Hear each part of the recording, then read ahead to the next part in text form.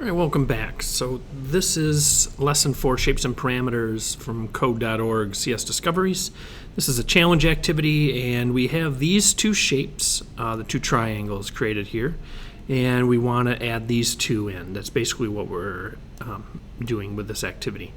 So if you notice with the shapes, I think the best thing to start out with here is we can look at the points. So if you look here for the shape, and you have x1 and y1, so the x and y locations, and then x2 and y2, and x3 and y3. So there's 3 different locations, and there could actually be more because it's a shape. So you could do more than that. We're just going to stick to 3 points.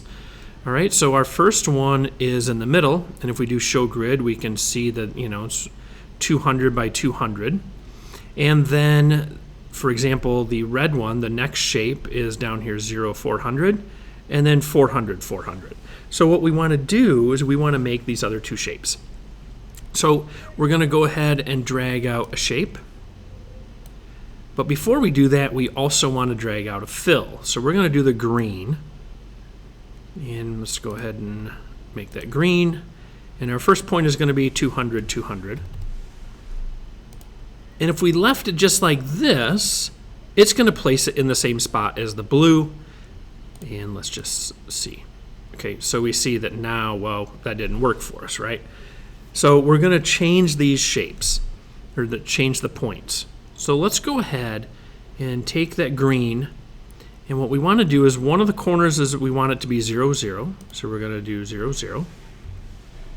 And then the other point is 0, 400. So we're going to make that 0 and then 400. So that should be a point here, and a point here. And so that'll rotate that over.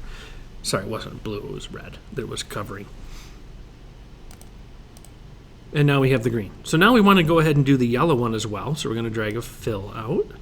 And always make sure the way this works is you want to have the color that you want it to be in front of the shape. So it's going to load that color, and then it will place it within that shape. And then we're going to do yellow. And so we're going to drag out another shape. And of course, this is going to be 200. 200.